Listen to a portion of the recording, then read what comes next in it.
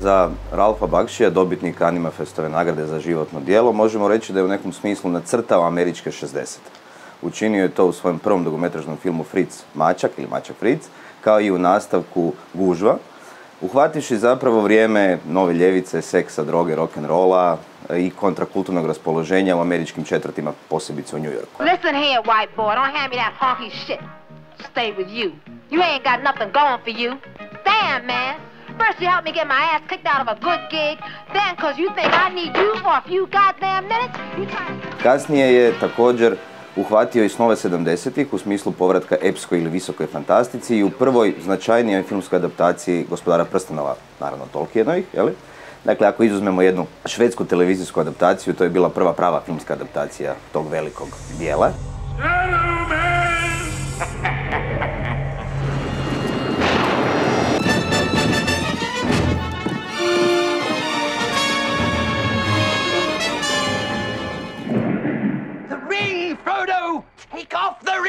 I također Mačak Fritz je prvi film koji je ocijenjen sa ocjenom X, u smislu da je samo za odraslu publiku.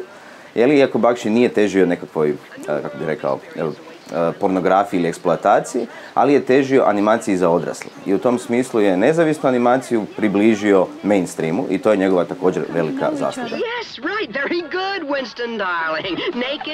Ono što je također za njega značajno je da je odrazio zapravo i ovu scenu underground stripa, s obzirom da je Mačak Fritz adaptacija Roberta Crumba, kultnog underground stripaša, i tu je scenu zapravo nekako priveo mainstreamu.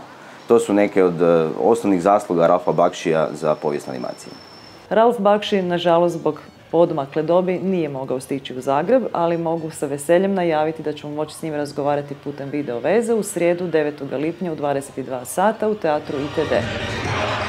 Retrospektiva Ralpha Bakshija bit će prikazana unutar naravno programa Animafesta Zagreb, a među njima svakako ističem da na vrijeme nabavite karte u subotu za projekciju SCO, a to je naravno kultni Gospodar prstenova. Naša retrospektiva Bakshija je u nekom smislu ekskluzivna, a u drugom smislu nije ekstenzivna. Oboje zato što su njegovi filmovi nažalost teško dostupni, nema ih ni sam autor, nema ih ni njihov producent, ali i dalje imamo jedan savršen presjek zašto je on bio važan.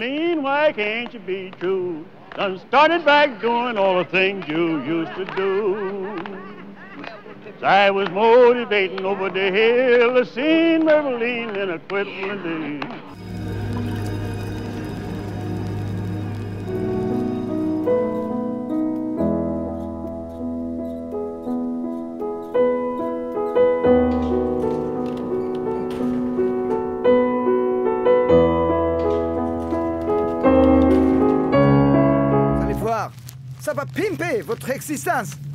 Quoi? Je sais même pas ce que c'est, hein, le capitalisme. Le capitalisme, c'est l'atomisation de l'humain par l'argent, la recherche du profit à tout prix.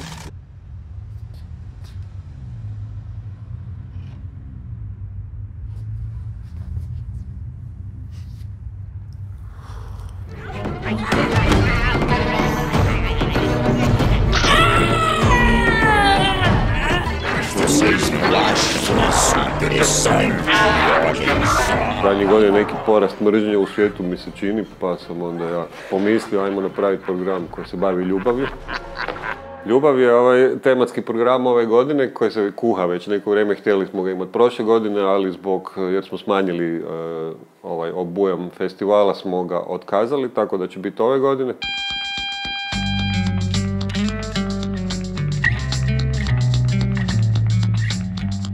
Animatori su koji svi drugi umjetnici, slikari, poete, kipari, filmaši, muzičari i tako dalje, se jednako tako bave ljubavlju, svi se bavimo ljubavlju.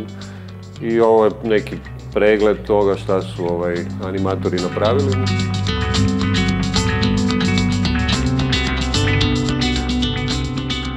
Sam program je podijeljen u 3 cjeline. Prve 3 su, recimo, klasično ljubavni filmovi i to smo čak krenuli malo kronološki. Prvi program je Kad smo se sreli.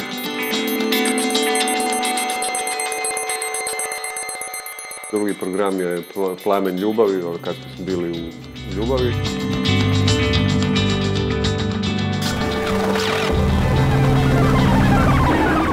A treći program je onaj, nažalost, koje se zna desiti kad se ljudi rastanu.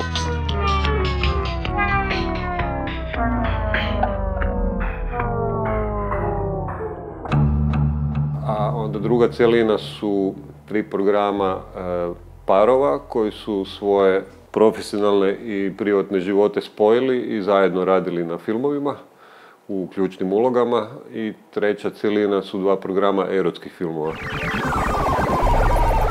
Po meni dosta zanimljiva jer je u zadnjih 10-20 godina došlo do pomaka u načinu prikazivanja te teme. Prije to vrlo često bilo onako kroz neki humor, slapstick humor, a sad je prikazivanje erotike postalo vrlo senzualno, vrlo otvoreno, na granici pornografija, ali sa ukusom, jer veliki broj žena je se prihvatio te teme i tako da neke od tih žena su možda i hrabrije i direktnije od muških kolega.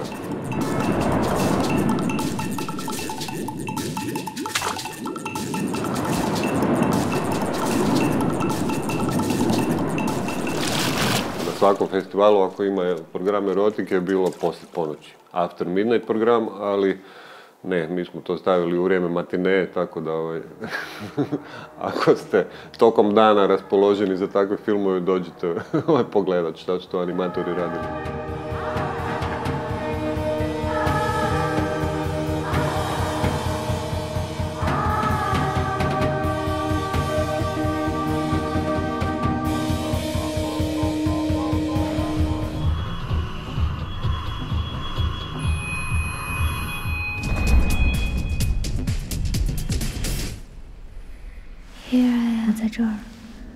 Profesori raznih akademija u Europi su prepoznali Zagreb kao mjesto gdje njihovi studenti mogu doći vidjeti presjek onoga što je najbolje u animaciji, umjetničkoj animaciji u tom trenutku, a da će u isto vrijeme naići ovdje na jednu atmosferu u kojoj se neće osjećati kao početnici koji nisu nikome bitni, nego kao budući kolege tih umjetnika koji dolaze ovdje predstavljati svoje filmove.